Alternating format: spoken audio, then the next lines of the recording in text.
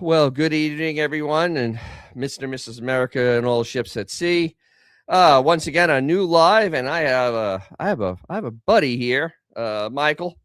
He's a car guy. He's got a giant Lincoln that gets 6 miles to the gallon downhill with a tailwind. He loves his cars. Thank you, Dennis. I'm glad to be here tonight. I've known Dennis for many, many years, and I just want to say that's a little fake news. Believe it or not, one time when it was perfectly running highway, I got 15.6 miles to the gallon in that car. Holy mackerel, that's just wrong. Now, driving it back to Ocala 4 years ago, it was about 9. Okay, see, that's more realistic. Yeah, that's more. No, but really, highway-wise, it's not the worst. City, we won't talk about. That's just terrible. But I'm glad to be here. 4,000 pounds, yeah. Glad to be here. I'm glad you're here. Look at you out there. Look at it. Look, he's outside smoking a cigar as I'm tucked away in my friggin' office. You have your lair. I have my lair. It's beautiful weather. With my cat. What? Well, I have the porch kitties running around right now, ironically. So we're in unison and solidarity on that. Yeah, my cat's but no, this is really cool to be on here. I'm glad to join, and great setup you got going on. And I do, as you know, we're friends. I do watch your videos, and you really do a great job. Thank you. For anybody that's on here listening, I've learned a lot, and they're really good. And I focus usually more just because it's me on like the history videos, the top 5s or the bottom 5 on the last one you did. But I like how you do the Amazon reviews as well, because we're all looking for products that can help us. Yeah, I'm actually going to be doing one. I'm going to be doing an Amazon one soon on an alignment tool that's on there that's cheap, and I'm gonna put this to the test because I have the 95 BMW. The wheel is not, it goes straight, but the wheel's slightly cocked, so I got to move it over, and I want to see if this works to be able to get that thing that should go straight. So far we have 2 Diesel Larry. We got Autobot Al out there in Washington State in the that atmospheric river. Sue M actually has a really cool company, Ace of Shades. They sent me a bunch of stuff, and there's Anthony, and Jamie Cotton 7962. Cool. We're all piling in now onto the machine. Very nice. Yeah. But I'm going to be doing that pretty soon on the Amazon alignment tool, because I'm just curious to see if this thing works. They give you 2 tape measures and this thing. Yeah, it's like $25. If this works, would this be applicable for my Z3 as well? Absolutely. Anything that you can put, anything that has, we can put it on the front wheels, jack the car up, and then bring the suspension level. Because you have to, that's the trick, and then you can measure across and then do the tie rod ends and adjust it. I look forward to seeing this. Yeah, I'm looking forward to doing this because I've been looking at these and going, how can this actually work? I'm like, I understand how it can work because you take the measurement in front, measurement in back, and you do the math, and you get the toe, which is usually. It depends. A lot of them are in slightly in a quarter, like a quarter, or some are slightly out a quarter. And but what I can do with this, since I'm just moving the wheel, is I'm just going to go and measure it, have the measurement, and stay in that measurement while I make the adjustments. It's literally all I'm going to be doing with it. So that's going to be that's coming up. I'm working on the video to follow up to my first brands video. I'm working on that right now, because there's a lot of questions. I'm not going to answer all of them tonight. I'm going to answer them in this video because I had like 800 comments, and I've been trying to go through all of them, and my head's freaking spinning. So, yeah. Oh, Sue M's correcting me. It's not hers. It's the mister's. Trust me, honey. You own that too. If things went sideways, guess who owns the business? Whoa. It's the truth. Yeah. Come on, we all know the truth. But yeah, they've been awesome. They've been really, really awesome people. And I asked for one little T-shirt, and they sent me a freaking box of stuff, and I was so excited. I wear it out. I wear it out all the time. It's just like, what the heck's an Ace of Shades? It's a great paint. It's a great paint company, man. So yeah. But all right, let's slide in and catch you up on this First Brand stuff, because this has been really horrible. So First Brands filed bankruptcy in September, and they have a Department of Justice investigation. They have lawsuits also, and now because of the bankruptcy, the lenders can now subpoena people to find out why it's gone, as they say, tits up. And so ex-First Brand manager says he'd plead the fifth if questioned. So right there, that doesn't scream I'm innocent, now does it? No. Okay. Lawyers for Nigel Crichton says he will almost certainly be included in any government investigation on the auto parts company. The former financial director of First Brands Group said he'd plead the Fifth Amendment right against self-incrimination if compelled to answer creditor questions at the upcoming deposition, citing a federal criminal investigation into the bankrupt auto supplier. Lawyers for Nigel Crichton said on December 16th, court filing, that he will almost certainly be included in any government investigation of First Brands because of his former role at the company. Crichton is opposing a demand by First Brands creditors committee to sit for a January deposition, citing a parallel criminal investigation by the New York federal prosecutor and a civil inquiry by the Securities and Exchange Commission. This is not good. Now, Dennis, I just want to interject and forgive my ignorance on this, but how did this all start on this? How did we get here? Catalyst. Yes. So First Brands ended up buying all these companies on debt. They bought a lot of companies on debt. They bought, let me just pull it up. Let me show you who they bought on debt. Because they went on a huge, like, debt laden, let's see, is it, here we go. A full of debt laden, like, orgy, picking up these brands. They bought Anco, Autolite, Bargman, Bulldog, Cardone, Carlson, Carter, Centric, Draw Tight, Fram, Fulton, Hopkins, International Brake Industries, Lubrifiner, Michelin Wipers, Petroclear, Phillips, Ray Bestis, Reese, Strongarm, Takansha, Trico, Westbar, and Westfala. All with debt. All in 5 years or 6 years. So that's how we got here. They wanted to refinance their debt earlier this year in May. And when they started to do it, instead of having like $6 billion in debt, they found that they had more than $6 billion in debt. Oh yeah, and then they had $3 to $5 billion off books debt. There was just this debt that was, it was basically different terms on to suppliers, and then also they took out basically payday loans on their inventory invoices, and they took out 2 or 3 of them at the same time on the same invoice. There's a slight discrepancy in their accounting, because now they're saying they're $10 to $50 billion in debt. That's a little keystroke error, as we say in the car business, but that's a hell of a keystroke error. This is a huge keystroke error.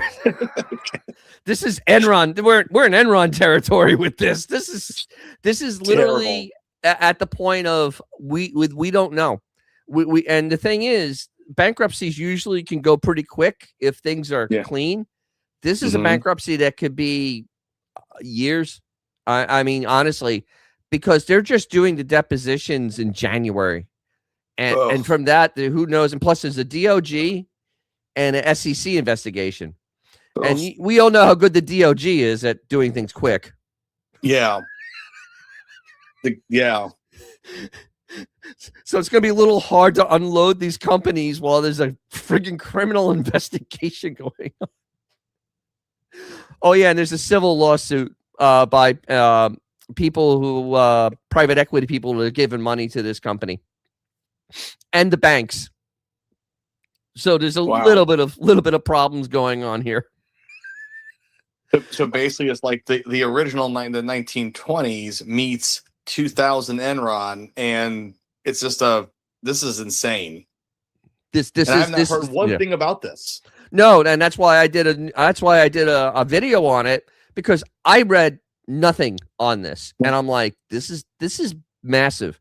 This and the big thing is that there's going to be a shortage of parts. I know that most of us don't buy these like Fram and whatnot, but if they get pulled off the market, that's a lot of market that got pulled. And I don't think that the current climate that companies can fill that gap. I don't think that people will ramp up production that quickly. I mean, honestly, I don't think they can. I don't think that good manufacturers can fill that void. So, wow. Yeah, so this has been pretty ugly. So yeah, they can call this guy into serious laughs at this debt.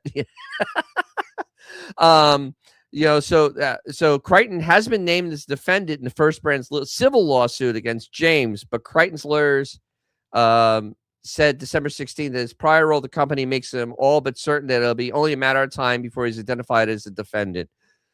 I don't know if they'll identify him as a defendant, but they'll probably work on him to flip on James, because I'm sorry, but you knew something, and because the problem is the billions of dollars in off balance sheet financing. That's really not a good thing. And right now they actually got this thing called a DIP, which is a debtor in possession loan. They got a $1.1 billion debtor in possession loan. That's to help them stay afloat. And it's normal for companies to do this when they're large and they want to stay operating. The debt actually went down to as low as 23 cents on the dollar the other day. Yeah, that's bad. That's real bad. Like, no, but this stuff is radioactive at this point. And the next news story I have on them is they want $800 million more. They got $1.1 billion and they need $800 million more to stay in business. If any of these people want to help, Fluno Industries, Yeah, exactly. Maybe they could help you get the channel going. I mean, I just need to, as to quote Righteous Gemstones, all I need is $2 million and an 8-ball. It's not that much. You know what? I have a feeling that this guy had $10 million and an 8-ball for what he was doing. But seriously, this is absolutely insane. I mean, we don't hear about this type of this. I don't want to say corruption, it's really the wrong word, but this is like not making headlines, and that's a lot of money. That's a lot of a lot of brands, a lot of product, a lot of illegal. I mean, a lot of brands, a lot of product, and talk about shystering. I mean, absolutely, the cooking the books beyond belief. Yeah. Oh, this is cooking the books. Vintage 76 Viper Green Beetle. The government is behind it. They want old cars off the road. I don't even think the government is good enough to design something like this. They're not that good. This is sheer greed and incompetence all rolled into one. They could just make laws to get rid of cars. They don't need to have companies implode. Wouldn't this qualify as RICO? Actually, probably. Yeah. Because there's a lot of fraud. I mean, this is massive fraud here. Because they lied to their lenders.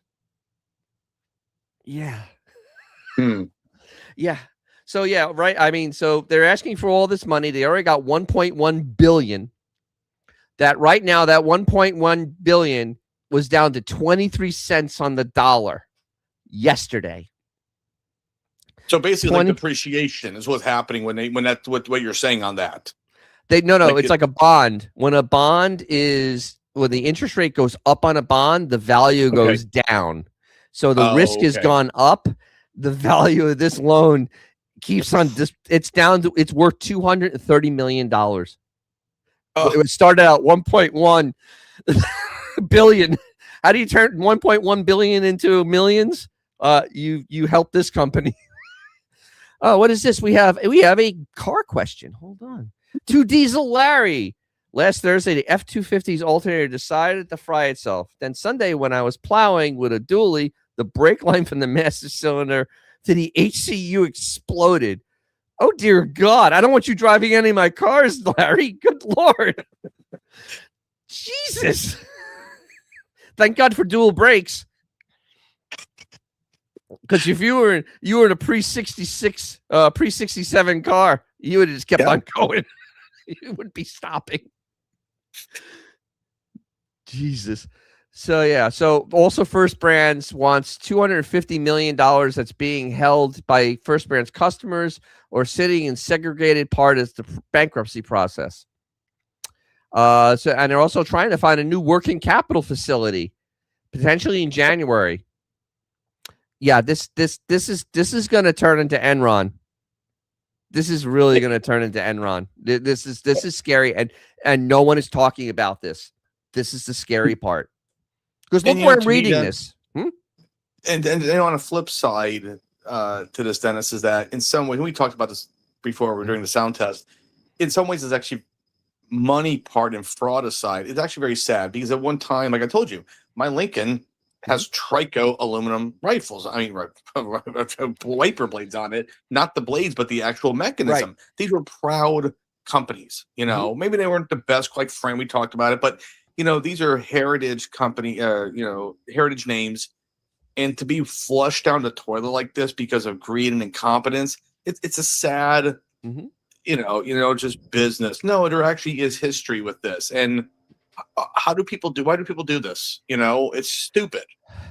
This guy James, from what I'm reading, he started a little company, and he wanted to have a giant company, and he just got caught up in cheap money. And because he started in 2016, and he just started with cheap money, and a lot of these brands were distressed because that's kind of what happened. That's part of the video I'm doing is how we got here, because if you look at the companies that are there, you have Anco, which everybody knows an Anco, everybody knows Fram, everybody knows Autolite. Yeah. Everybody knows Racebestos. Everybody knows Phillips, for car light bulbs. Everybody knows them. They're in every store. Centric brakes, Reese for towing, Drawtide for towing. These are common household names. And literally there are now, because they had fallen onto bad times or had bad owners in a conglomerate, like I think, if I remember correctly, Federal Mogul had Carter, the Carter fuel system stuff, not the carburetors, Carter fuel system, like the fuel pumps and all that. And Federal Mogul is an incompetent company. And I don't, and their big product is Moog. I wouldn't put Moog in anything I own. It's probably the worst front end part you could ever buy. I bought a idler arm for my charger. I literally didn't even want to, I just threw it out. I found an old one and rebuilt it, and I just said the hell with this. So it's like, yeah. So that's how we got here. And you're right. These are legacy companies. These are once proud American companies that are in incredible trouble. And honestly, at this point, I don't know what's gonna happen, because as you see, this is a mess. This is Enron level mess. Yeah, we're not talking a few million, which any company could have an oopsie and like a few million needed, but billions of dollars. And like you said, the gentleman the person who said about Rico, this is they knew going into this what they were doing. Wow. Oh yeah, they did. Your First Brands video was posted on a Vintage VW forum page. Holy crap. Look at this, man. Outstanding. That's outstanding. I'm excited about that. Good for you. That is so cool. Congrats. I'm doing a lot of hard work here. This isn't, trust me, this isn't easy. There's nothing easy about this. But yeah, so this saga is going to go on, and I'm going to keep doing stuff on this, because as more the main media needs to start talking about this because this is going to affect you and me. There's no way around it. It is going to affect us 100%. Price of parts is going to get are going to get higher, but also parts are going to get scarcer. And that's a problem, because even if you have a 10-year-old vehicle, especially if you have a 10-year-old Stellantis product, they don't support that stuff. They really don't. If you have a 2016 Ram, good luck getting parts for it. You're going to you have to get aftermarket stuff. And without a lot of these things, it's going to get a little harder. And the average car now is what, 12 years old on the road? So yeah, it's going to get a little bad. So speaking of really bad, the next little news thing I have for this week is the real reason millions of engines are being recalled. Automakers face soaring warranty costs as high output engines fall into microscopic imperfections. So the article, this article is pretty interesting. It's a little off base, but it's pretty interesting. Modern engines need near perfect machining with thin oil films. Over 5 million engines across automakers face recalls or probes. Warranty costs and long engine swaps are testing shops in trust. Some recalls are a footnote, others rewrite spreadsheets, and this year more than a few have tipped into the latter category. A notable number that have circled around the familiar culprit engine. Now we have the General Motors recall, because it's General Motors. They recalled 721,000 6.2 liters. And then we have the Toyota basically recalling all their V6s, 102,000. Honda pulling out 250,000 V6s. And of course, Stellantis, 112,000 turbocharged 4-cylinders. Don't worry, they'll be adding 6 cylinders that pretty soon. Now, the article goes into what's causing it. And the one thing that, as car guys, especially I work a lot on engines, a lot of this stuff is because of just sloppiness. And it isn't, or trying to eke out fuel economy, because like on the General Motors, their problem, a lot of it was this: 0.16 or 0.20 weight in a V8 that you're towing with that weighs 5,000 pounds. Think about that for a second. Just think about that for a second. And so they have that. They have almost no tolerances now in there. Like literally, you're looking at tolerances that are in thousands, 10,000ths of an inch now. And just especially for the if they're an overhead valve engine, for the lifter bores, your oil passages are going to be super tight. The pistons are very, very thin now. Like your Hyundai, the pistons are like this short. I did watch that video, and I never actually knew that. They're tiny, and that's why you have to change the oil on them very often, because there's not a lot of room for error on these. And if you gum up that oil ring, it will blow oil, and it'll shorten that life. So this one is interesting. I'm going to start with this one, the Toyota one. Now, Toyota has been going on and on that they left debris, and it even says in here they left some debris from machining. Okay. Well, I watch another channel, and it's called I Do Cars. This is the guy. That's him. He has a scrap yard out in St. Louis, and he sells used engine parts.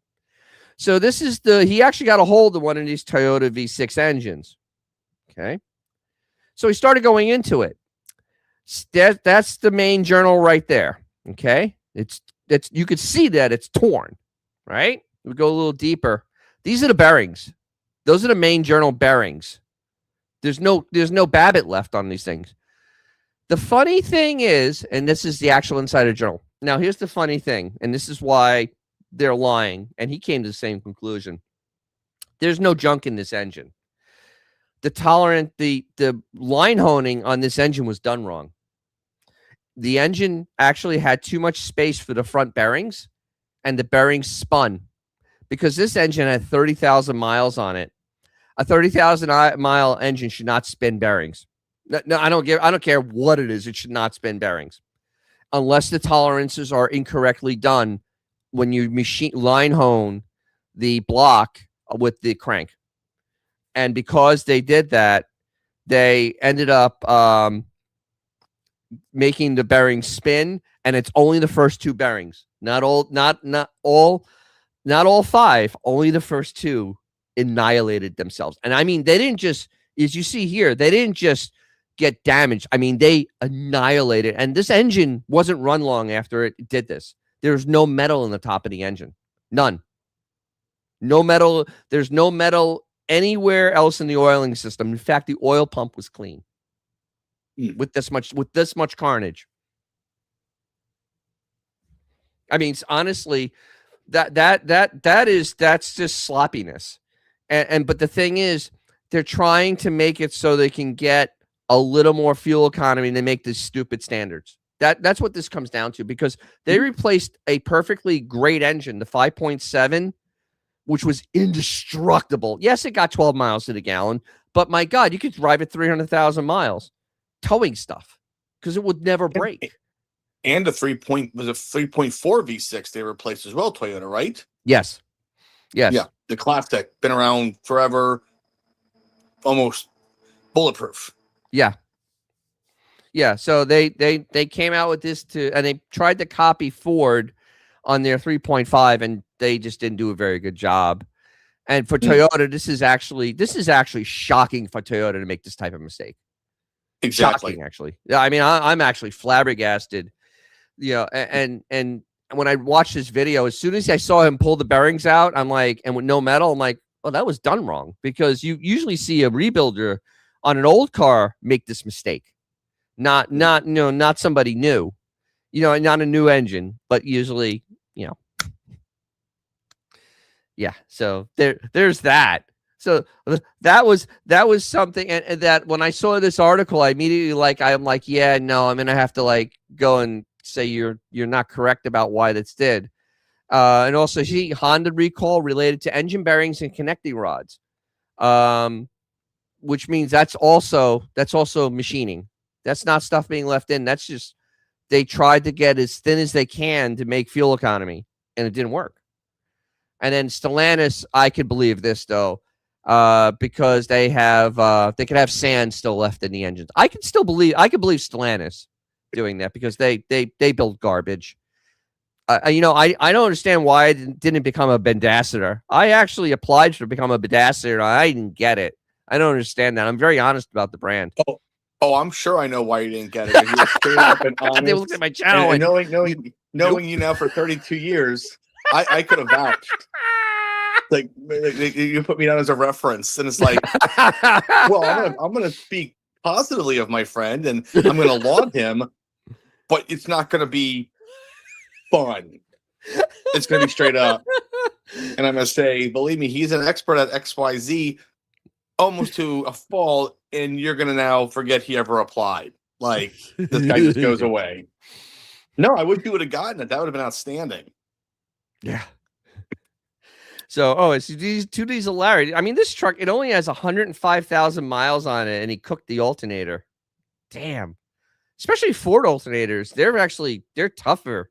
They're not like the ones in my Chrysler, where the what do you call it? The bearings go bad on them, and then the what the hell is those things called? The little electrical points, not the brushes, but the diodes. The diodes always go bad on a Chrysler alternator. Always. It's literally the first thing they'll go on, even before the bearing.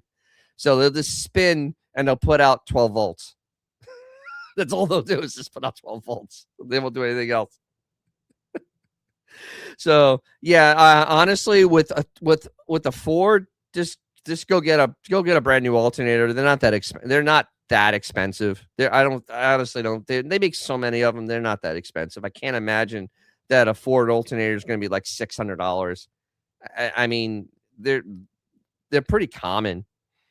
Beware of fake motorcraft. There are, if you buy on a certain site that rhymes with Amazon, there is a high potential you'll be getting something Chinesium, and the box will have something wrong with it. or there'll be something written weird, and you'll yeah, no, go and buy from when you're buying stuff like this, buy from a reputable place, because you don't want to get stuck with Chinesium.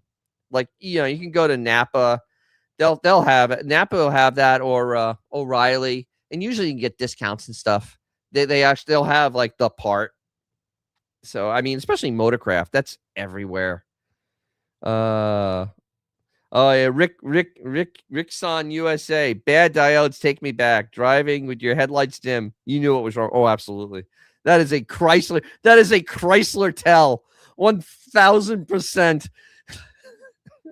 I've had so many alternators just absolutely self end themselves just while I'm driving down the road. Oh, bastard. Yeah, yep, Napa. Absolutely. Go to Napa. You can't go wrong. Can't go wrong at Napa. And actually, Napa for BMW parts there, Mike. Yeah. Place to go. Absolutely. They have original equipment. Absolutely. They will have original equipment. Well, that's some positive news to know that at least Napa is, still top game in many ways, Mm-hmm. Yeah, they have their reputation. They're actually pretty serious about their reputation. I'm actually kind of impressed by Napa that they will go like, it's weird. Like if you need, like for you have a Z3, they probably have the water pump for that. Like they may be at one of the main stores in your town, but they'll have it. You can probably get it in a day. You can get it faster than ordering it online. It is truly amazing the stuff that they actually carry for foreign cars. And their stuff's usually gonna be of a little bit better quality than, let's say, a place called Advance. And the one thing I have against AutoZone is everything's their brand. I know someone else made it for them, but can you tell me who? Like, I have a hard time with like putting an AutoZone, battery in my car, AutoZone alternator in my car. I'm like, okay, who made this? Like, what does VGG say for like the Walmart that never stopped? Pretty much. It pretty much is. No, I still have my Napa battery in my Lincoln, which, as you know, is kind of off the road right now, but I need to actually this weekend. I'm going to start it. I put on a trickle charger, this and that. It's now like 5 years old, and it's still totally fine. It just drains a little bit, and I get it back going, but it's fine. Yeah, no, I mean Napa is like the best place. Is still the best place to buy parts locally. Plus, if you have AAA, they'll give you 20% off. No way. Yes, of almost anything in the store. It's worth it right there. I've saved more than my membership going to Napa and buying stuff, especially since I buy all my filters there. That's great news. Yeah, because I buy all my American cars. And my in 89 BMW, I buy the filters at Napa, and you get 20% off a filter. Hey, it's pretty good. But the cartridge filters ones I get, I buy them online usually. Like the old BMW, the 95 BMW, I buy online. Actually the two Fords go to the dealership still because both of them are absolute pains in the ass to change the oil on. The F-150 is an absolute hot mess. The way they designed it is that the oil gets onto the little pan underneath there and then it goes everywhere. Yeah, this is Ford thinking things through. Yeah, they've only been building this stuff for like 100 years. Yeah, I know. So and I'm like, I don't feel like doing it. Oh, we have a question. Oh, Vintage 76. He loves old cars, man. What year is your Lincoln? It's a 1967 Lincoln Continental, and no, it is not suicide doors. It's actually the coupe, which they made 11,060 of. It's in platinum blue. It's technically a blue with a dark navy blue interior. It's a very long story on how I acquired the vehicle, and if you ever like to, Dennis, have a Fluno's story time on it. But basically, I inherited it 30 years ago from a neighbor across the street, and I used to mow her lawn, and it's been in my possession since '95. Hard to believe That's Wow. 30 years ago.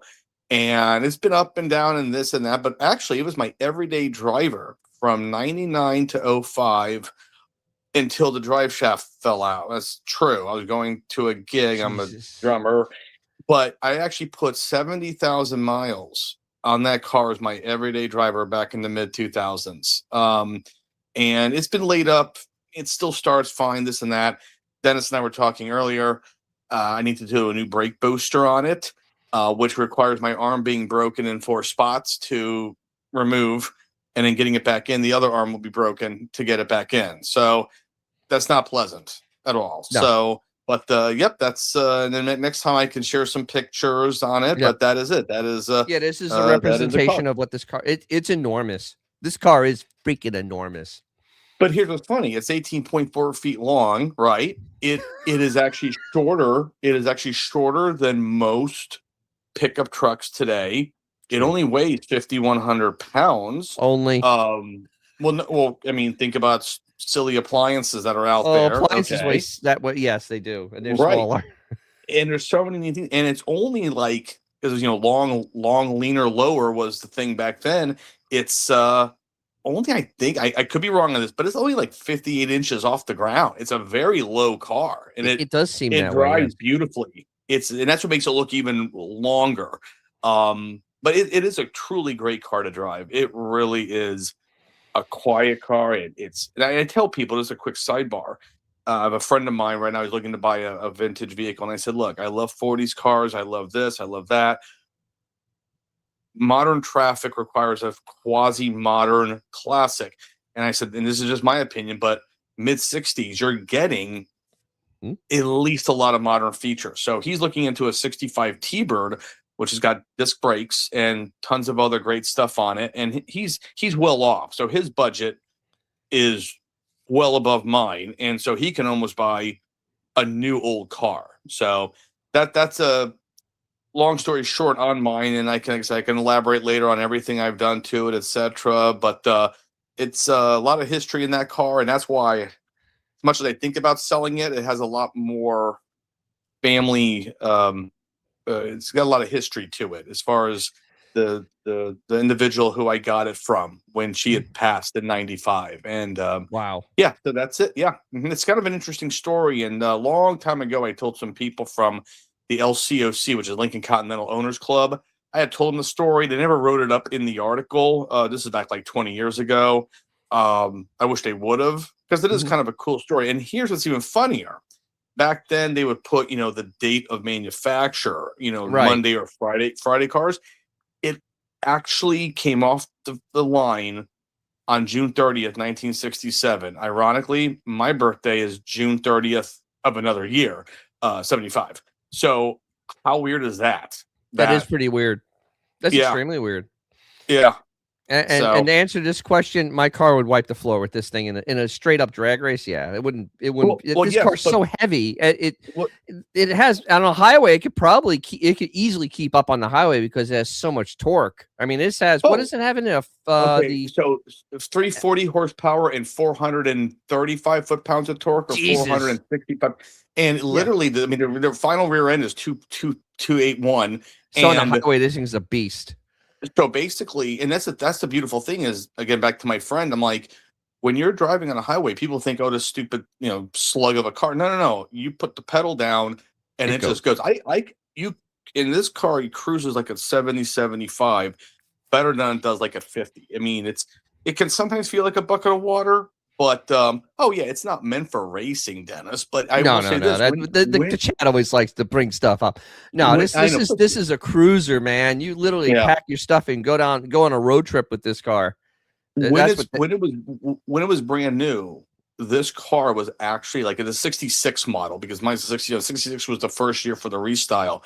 This car was actually like in the Motor Trends and all those magazines. Lincolns and Cadillacs, especially Lincolns, because that's my forte, they were compared to Rolls Royces and Bentleys. Yeah. That's how much quality American cars had. And even they said back then, even the British people are like, only Americans can do air conditioning. But brand new, Dennis, my car would hit 0 to 60 in about 9 seconds, which it's phenomenal for that kind of large. It's got a 462, which is basically bored out 430, and it was strictly a Lincoln engine. And then in late '68, they went to the corporate 460, is what they did. But it does have a C6 transmission, which is Oh. great. Yeah. So, oh my God, that's indestructible. C6. Yeah. So I could, like I said, I could keep blabbing on and on, but again, Lincoln, it's nice to talk about it because I sell these new YouTube channels, but I hate to correct people like an internet warrior, but there's a lot of interesting things about the 61 through 69 Continental. And yeah, so people are like, oh, suicide doors. Like, no, I got the 2-door, which I love. I think it's a beautiful silhouette. Actually, it's a very good, it's very nice, and it's unique. And the thing is, to put a punctuation on this, that I've seen road tests from back then, and the Chrysler had the Imperial. The Imperial was the competition for this car, and the Imperial was an okay car, but they always talked about Cadillac and Lincoln, especially Cadillac before '68. That literally the fit and finish on the inside was like nothing else. I mean, you literally were pampered. And it was just wonderful. And everybody, this isn't his car. It's just a car I found that looks very much like his, except yours is what? Yours is gold, right? No, that would be actually Florentine gold. That's very popular. No, mine's actually called platinum, which it looks white, but it's actually a blue. It's actually blue. It's got a ambassador roof treatment, aka vinyl top, black, and it came with the AM/FM radio, which and air conditioning, not automatic, because you do not want automatic AC. Lincoln back then, great. Now most people are shocked to have manual AC, and that was a $600 option, and the car's stickered at about $6,700, which in today's money is probably about $50,000, $55,000, I think. That much, a $6,000 car back then, that's the equivalent of $100,000 car now. I mean, let's be very honest, because a Charger, which was the most expensive, mid-sized car, '68, and that's stickered at around $3,000, $3,500 for an RT. So think about now. Just really put that into mind that that car's almost twice the price as a Charger. A Valiant or even a Falcon were $2,100. New Mustang, $2,100. The base Mustang was $2,100 in '68. So that's why this equivalent of like $100,000 car, and the quality they built into it literally was $100,000 car. Yeah, just a different type of, and electric window. I mean, all the stuff that you could not get on the Mustang. I mean, it's funny how everything now is just loaded in a different sense, where back then, and keep in mind, those luxury features are great until they break. And you're like, oh, my window switch is $100. Like, no, thanks. I'll just not use that one anymore. Exactly. Yeah. That's why I'm kind of glad my Charger. What? No, thank you for the gentleman. Thank you for the question. Yeah. That's why I'm glad my Charger didn't have power windows in it, because it'd be Chrysler power windows, and I wouldn't want to deal with that at all. Christ, no. Or power seats, because those two things from Chrysler were horrifically bad. Because, well, it's Chrysler. I just know that for a fact. But here's an interesting fact, and people don't believe me. Starting in '72, no leather for a Charger. It was not an option. It was not an option. No matter what Charger you got, leather could never be ordered in that car. It was the only car in its class that you could not order a leather interior for. It was the cheapening of the Charger, actually, to try to sell more of it when it didn't work. 71 is the last year for leather interior. So there's that. So you get the stunning cloth like I have. Stunning cloth and vinyl. Yeah, we can. Yeah, I was going to send you a picture, but I don't want to keep dragging that on. But like I said, we can do it another time. I appreciate it. The question. No, I know, but it is nice to talk about it, because it is just a car. Even if it's a modern car. I mean, cars do become part of our life through good, bad. You remember times. They get you around. In fact, that's it's a whole other story. But they do. They're part of us. And people say, oh, it's just a material object. Yeah, but you know what? A lot of things happen. A lot of memories. There's memories in it. That's what my Charger. I always tell people. It's like, look, I'm 18 years old when I drive that car. No matter Yeah. what, I'm 18 years Right. old when I drive that car. It's just the Yeah. way I'm it still 20. is. Right. Yeah. And then when I drive my BMW, I'm 15 because that's the first time I ever rode in an E30. I was 15 years old. Yeah. And it blew my ass away because I'd never been in a European car before. And then I was in this BMW with a full-on Bilstein suspension and a what was the big stereo system back then in the early 80s? But it had like a 500-watt A stereo system. a blow Blaupunkt. punk. Yeah. Blaupunkt. It was like Yeah. 400 watts. It was absolutely painfully loud. My uncle's friend had the car, and he went around corners like I've never seen car go around corners. We were making right-hand turns at 40 miles an hour, and I'm like, holy crap. Like, Yeah. this is Right. crazy. Totally different. A Right. totally different car. And I'm like, wow, Yeah. I want one of these. And I Yeah. ended up buying one. It certainly wasn't like an 81 Bonneville. You're like, what am I in now? It's like, this is right. Seesaw in it. I had you remember my 95 Grand Marquis. That thing was like sailing on the seas. That thing. 85 Grand Marquis. That was sailing. Literally go around the corner. The whole body did this. It was just like. And it's funny because those cars, you're linking that. Believe it or not, I mean, I'm going to say this very carefully. Those 60s Lincolns were not like 70s bloated. They actually were, in fact, even the earlier ones, like the 61 to 65, which were a little bit shorter. That was before my restyle. They were firm, and they wrote about it like, wow, this car handles not like an American. They tried to actually be more continental, meaning European. Yes, And that's what, so they were not really a floating. Yes, my car's big. I'm not saying it handles like a vet, but it is actually not like a 79 Lincoln. Okay. Or your 85. No, they in the 70s, that was the cope. They softened the cars up so much to cope for the cars actually having no power. No power. Right. I mean, you had to do something, so you made them comfortable.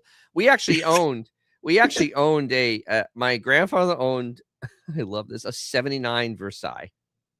And and that car, I actually put it in my 5 crap cars of 70s.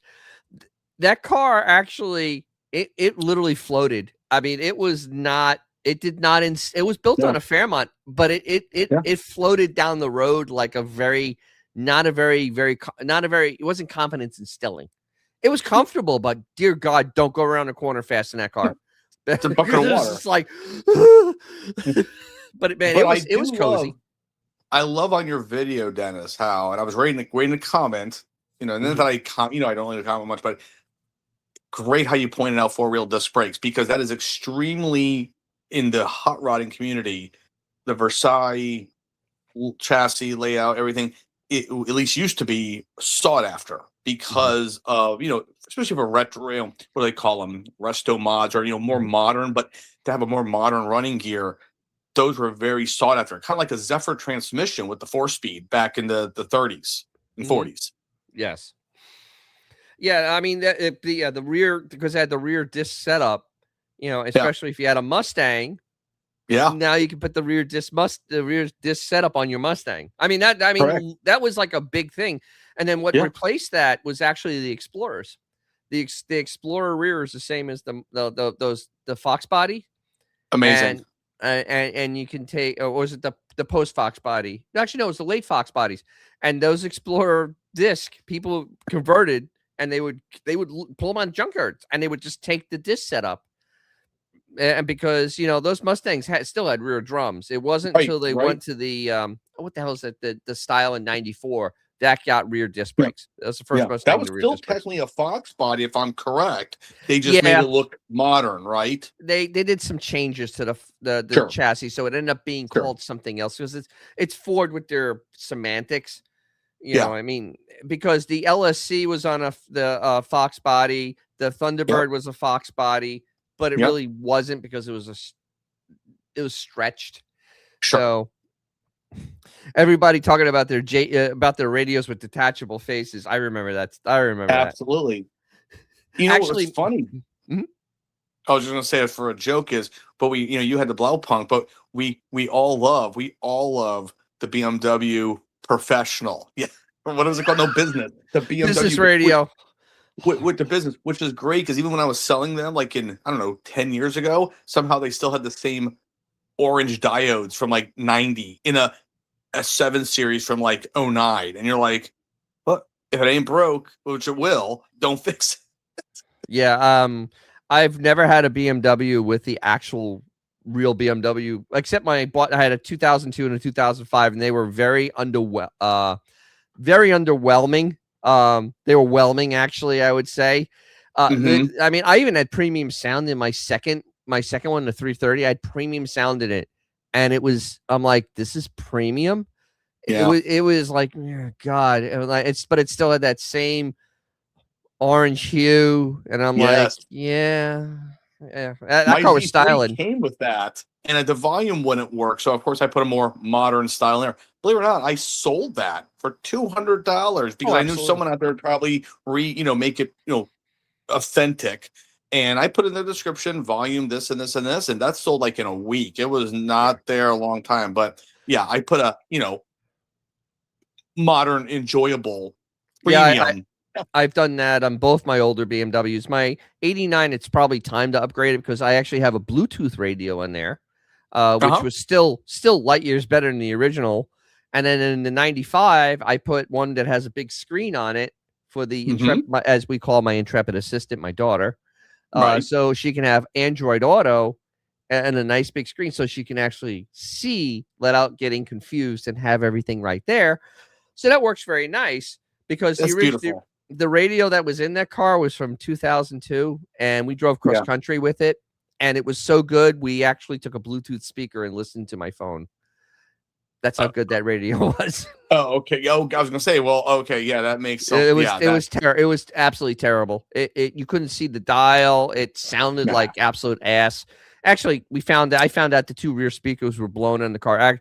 They blew because they disintegrated in the Nevada dry desert.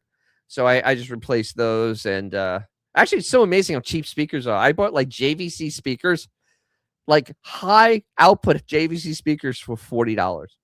Ugh. High output, $40. I'm like, cool.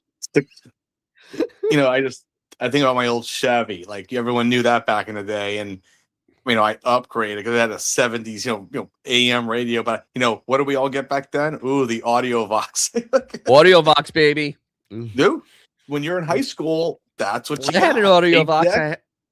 I had that in my EXP. I remember having that because my EXP didn't have a radio when I got it.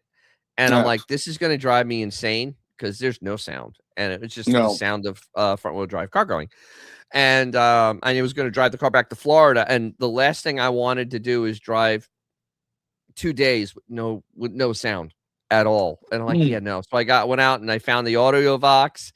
I think it was like $40. I think I swear to, I think I got it at Kmart. I have a feeling it was either Kmart. Yeah, it was Kmart. Yeah. Kmart. Or did I get it at one of the Price Club? I might have got it at the Price Club. That was the old original discount place. AutoZone had them. Everyone had the end. It was so like auto stop. But that's what we did. Jensen. Yeah, the Jensen was the other one. Yeah, the Jensen radios. My speakers that I put in, it was an Audio Vox with Jensen speakers, 6x9s, and some. Well, I really tricked that Impala out. I there are times I wish I could have kept the EXP, but I would have no room for it. Plus, I never knew you had an EXP. I had the original. I had an 82. It was built in 81. It was one of the first ones built, and it actually had a crack in the chassis. So that's why I got rid of it. So the chassis was cracked, of course, because it was just quality car, and but it was black with tan interior. Had the sunroof in it, the pop-up sunroof that you could take out. Yes. 4-speed, all 4 speeds, all 80 horsepower. Yes. I mean, it with the big bug eye lights that up on I-75 near Hernando, I got caught by wind, and actually the front wheels lifted slightly off the ground, and the engine actually sped up. Really, not an aerodynamic masterpiece by Ford. No, the throttle got stuck wide open once on it, going down a side street. My Lincoln had that happen. The spring broke. Yes, that's not fun. No, it was very exciting. Also, that's the car that the alternator decided to just die when I was in Jacksonville driving to Spring Hill. And as I was driving to Spring Hill, this is in the summer. I'm coming back in August, and I'm in a black car, and the alternator died. Turned the air conditioning off because can't use that. Turned the radio off, can't use that. Driving on the battery, hoping not to stop. So thankfully back then I got on 301, no real stopping. Back then you could do that. Got on 75, then I took the back way, and I was 5 miles from my grandparents' house, and it got dark. I had to turn the lights on. And I'm driving and going, and I got, like avoiding lights, and finally I get there. I pull in the driveway. I tell them what happens. We go outside, and it's just like the Blues Brothers, completely dead. I mean, there was nothing left, and I'm like, well, I toasted the battery too, didn't I? Yeah. No, and this is before cell phones, so it wasn't like, hey, I'm kind of screwed. Can you come, go pick up an alternator and meet me here, and we'll flop it out. No. So and of course those cars had shorter batteries because of the way the hood was. So the battery back then was $100 for that car. Oh, this is like 1990. It was $100 for that car. Okay, because I was gonna say I never knew you to have this car, so I hadn't met you yet. Yeah. Okay. It was great though. That car got 35 miles a gallon on the highway. Absolutely, all day long. You'd hope to with 80 horsepower, It could, and it could do 85 miles an hour. That's all. Actually, really, all it could do. I tried once. I had my foot to the floor, and it literally ran out. I was in fourth gear. It just ran out of steam. I mean, it's. I've never seen this before. I was at 4,000 RPM, and the tack just stayed there. It just wouldn't go. It just couldn't go any farther. It just stopped at 4,000, and I'm like, well, I guess that's all. I guess that's all I'm going to get out of this. Oh well, now I know. So literally on the interstate, I was basically almost pushing that car to everything it had to keep up with traffic. Like in Georgia back in the day, not now, but Georgia back in the day, you get into Georgia coming south on 75, and literally you 80, 85 was the norm. And this is when the speed limit was 65, but they just let them run.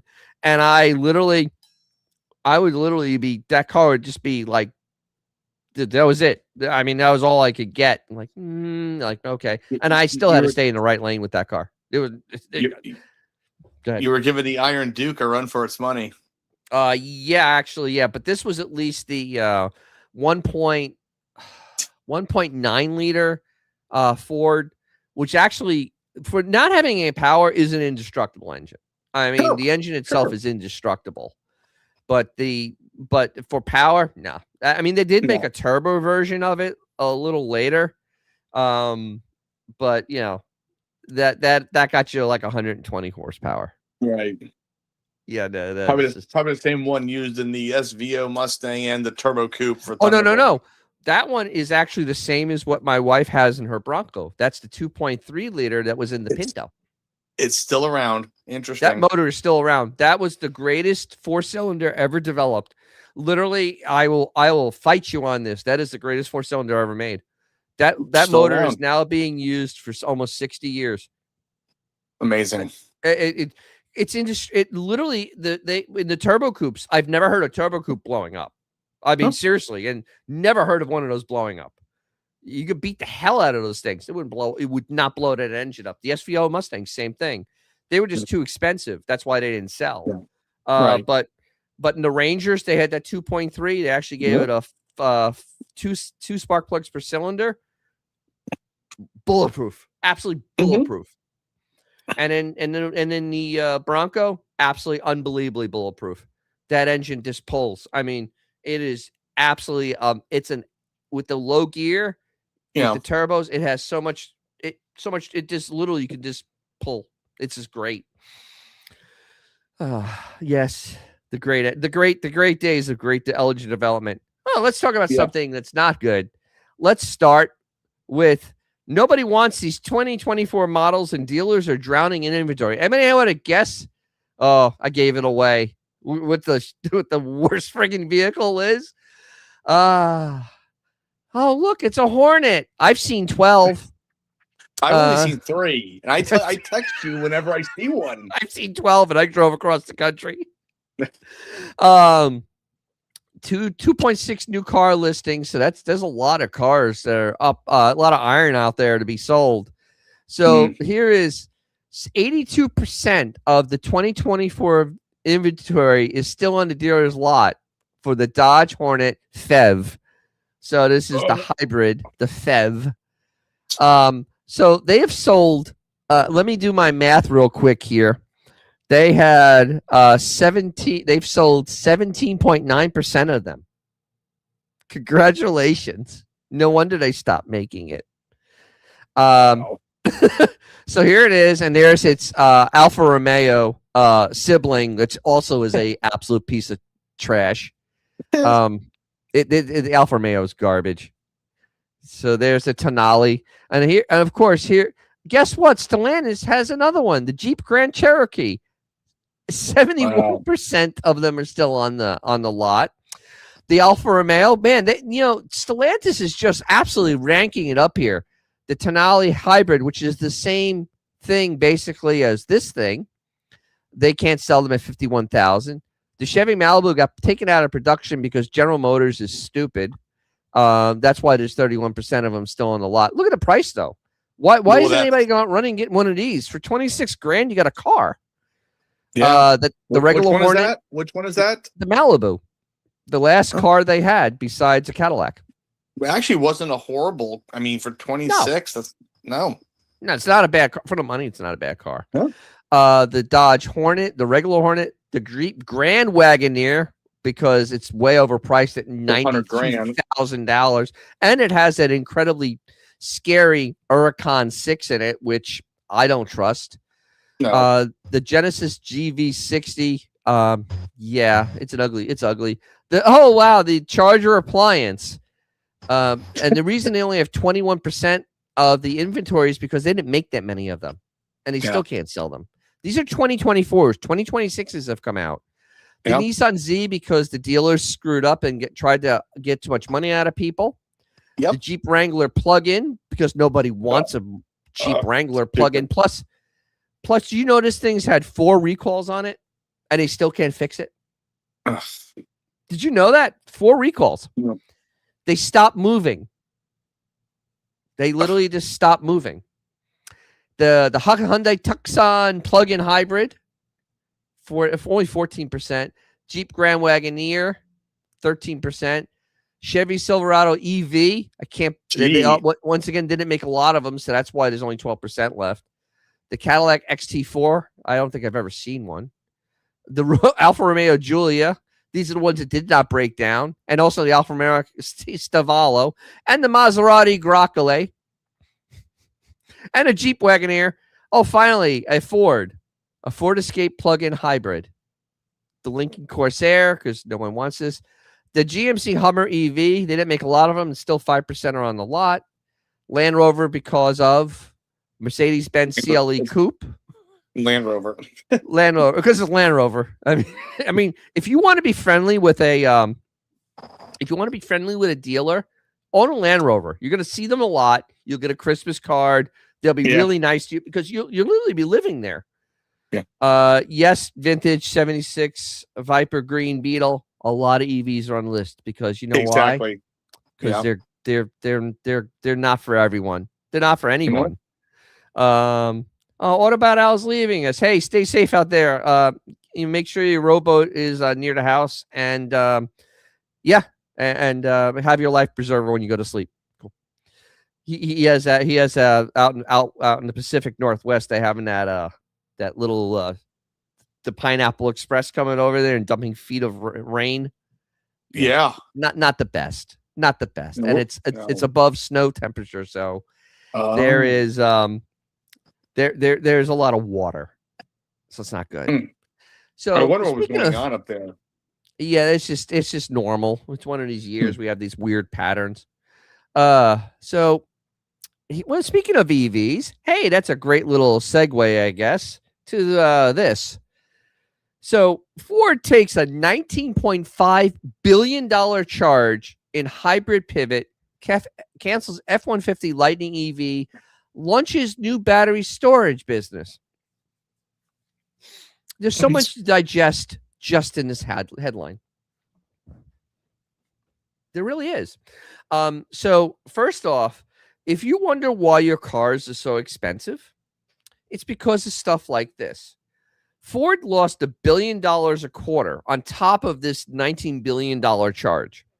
So they've been doing that since 2022 with their EVs. They lose $60,000 for every Mach-E they sell. Yep. And so they have to make the money up somewhere. So that's why your Mustang is $50,000, because they got to make the money up somewhere. This is not, they don't do this for charity. They do this to make money because kind of the name of the game. If you don't make money, you end up like First Brands, and they don't want to be like that. So now the EV boondoggle has Ford charging off $19.5 billion that they basically lit on fire. They have lost hard money of, 3 years, of $12 billion. Hard money. $12 billion lost on EVs. $12 billion. So they're killing the F-150 EV because it's a joke. But unfortunately, Jim Farley is a clown, and I will call him out also, because he's talking about, oh, we're going to build smaller EVs. Dude, a low-cost, flexible, universal EV planner for smaller, more efficient EV designs to tap into a broader range of customers. All right, let me be very, very blunt about this. There are no customers for that car. There is no one wanting that car. There is no market for that car. They want a cheap car that runs on gasoline. That's what they want. They don't want an EV. If you live in an apartment, how do you charge an EV? How? Tell me how you charge it. You go to Wawa and sit there like a jerk off for like 2 hours and look like an absolute moron sitting in your car as you wait for it to charge. And real quick, keep talking. I'll be right back, Dennis. I'll be right back. Okay. But this is literally the stupidity of the automakers at this point, trying to make the government happy, and it's costing you and me a lot of money. And every time we try to go and buy a car, it goes up exponentially. But this also affects us with parts, because now there's no development made in parts, because literally stuff is getting taken out of production for real cars to be made for these EVs that no one wants. And you saw on the list of cars that aren't selling, they're EVs. They don't sell. I mean, and the thing is, Tesla is a cult. I will say that over and over again. It's a cult. I don't understand it. I don't grasp it. They're bland looking. They're enormously fast, whatever, but they have personality of pudding. And honestly, they're an appliance. You throw it away, just like your iPhone that you have, because if you don't want one of those, I know you have an iPhone. And you like disposable things. Tesla wouldn't exist if they didn't have tax credits. Carbon credits. If they didn't have carbon credits, they would have been under already, because they would be losing money on every one of them. Because you can't tell me they can sell an EV the same price as Ford but make a profit enough to keep the place in business on their own, which is not true. So the next iteration of the F-150 Lightning will be an EREV architecture at the Rogue Electric Vehicle Center in Dearborn. EREVs are EVs that use an onboard gas engine to charge the battery. So basically, they're going to do a poor man's job. Oops. They're going to do a poor man's job of a diesel locomotive. The only way to make one of those vehicles work where you have an engine that actually goes and powers an electric motors, you have to have a small diesel. You put a small diesel in there, it can run at 1,000 RPM for years. And you can go 1,000 miles on that tank of gas. That's how diesel locomotives work. They use a diesel engine and they power electric motors, and they go thousands of miles on the fuel that they have inside their locomotive. Inside the locomotive is diesel fuel. They have no external storage for fuel. It's what's in there, and they can pull from Michigan to Florida without stopping. And that's with a full load, and they can keep all the way going here. They get hundreds of miles to the gallon. Or even they get 50 miles. What? Sorry, I just had a large something going down the road. But yeah, I believe it's 400 plus miles per gallon. And just to interject us, just to go back real quick, when you said about looking like a schmuck charging your car, a coworker, we were talking about a lot of stuff, and she says, yeah, I'm never going to have an EV. And the reason why, she goes, yeah, I'm not going to sit in my car looking stupid. It's of all things, but it's funny you bring that up where you're sitting there, doing that. Now, we've talked about this. I mean, Tesla, etc. I believe, I love technology. I love moving forward, XYZ. But all these cars you just talked about, they're trying to force this, but they don't want it. So I think they said, like, it's almost in a way where whoever wanted to buy one, that's it. Okay. It's here. And that's cool. You want one, just like if someone wants a sports car or whatever, it's going to be okay here. And they keep throwing out these new models that no one wants. And they keep losing money. But yet, here's a new model to do it, just to keep throwing it out there. And you're like, but we don't want these. No. It doesn't make any sense. No, it doesn't. And honestly, here's part of the problem, because Ford, in their delusion, because remember, it sounds like a government talking. Ford expects 50. This is government speak right here. 50% of global volume to be hybrids, extended range EVs, and full electric vehicles. See, and that's almost. See, the problem is that most of them are probably going to be hybrids. Like 49% of them are going to be hybrids, and the rest are going to be the 1% of these, and that's literally what it is. And I'll give you a great example of a non-EV. Well, actually, one EV and non-EV, and it's the new Charger. Because the EV version was only in a two-door. First of all, two-door cars are kind of not a thing. I don't know if anybody's noticed that, but two-door cars are not a big seller right now. The demographics don't work for it. You have a very old population, not really keen on low two-door cars. They're really not kind of keen on them. And then you have a big boom of people that are like kid age, they have kids. Also not a great market for two-door cars that are $60,000. And it really is a global shift. And it's amazing that Stellantis, in their finite wisdom, it's just, they rolled out the two doors first, and it's like, maybe the four-door will come along sooner, or sooner or later. And it's like, well, this ain't going to sell. Even the Huracan, that's not going to sell. They'll sell less than they sell the Mustang, because it's much more expensive, much more heavy. It isn't as cool sounding as the Mustang. It's in the 60s. It's in the 60,000 range, and it's a Stellantis product. So, I mean, honestly, if they sell 25,000 of the gas powered Chargers in the next year, I'll be shocked. Because I called the EV, I said they wouldn't sell 10,000. They're not going to sell 5,000.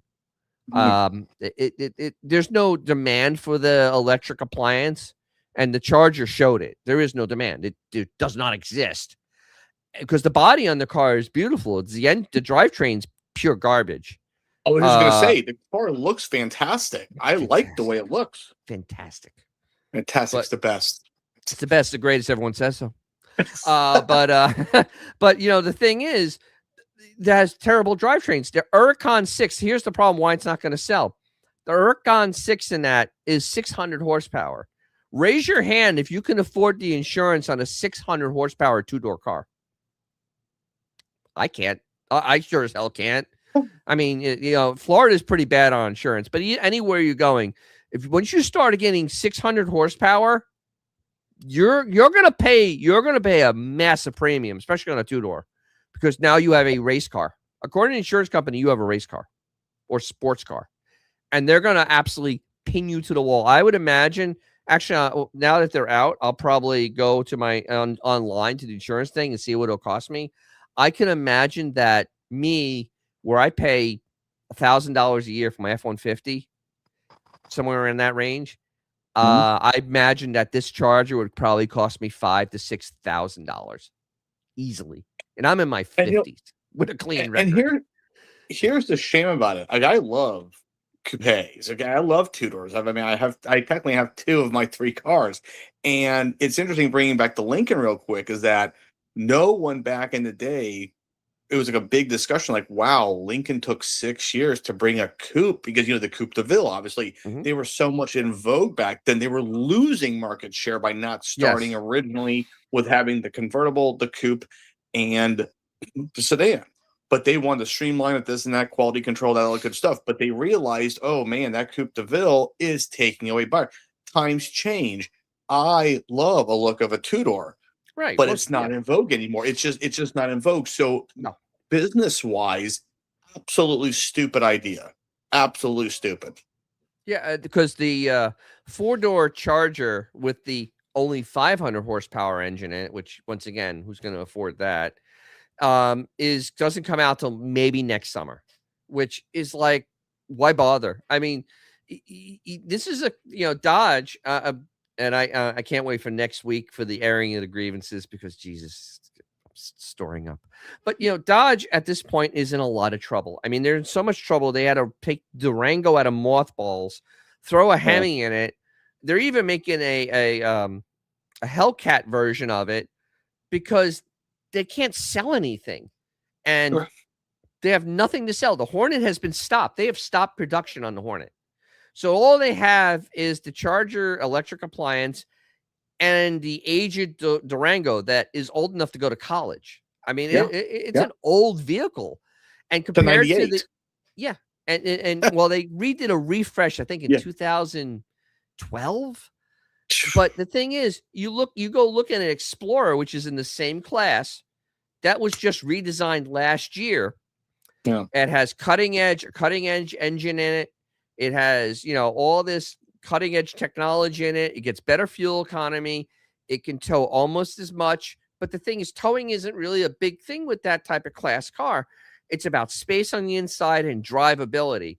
The Durango just doesn't hit those spots. And the only reason they're selling any is they're pricing them pretty cheap. But, but then again, which are you going to buy? The Explorer, which they sell $300,000 a year, or the Durango, which they'll do $50,000. The one of them's going to have a little bit better quality, and I have a feeling I know which one. And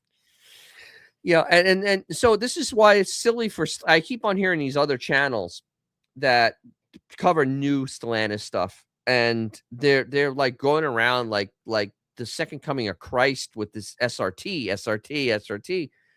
And you and I know that high performance cars aren't what make a company successful. They look nice, but it's your cheap cars that, like, Ford had the Falcon.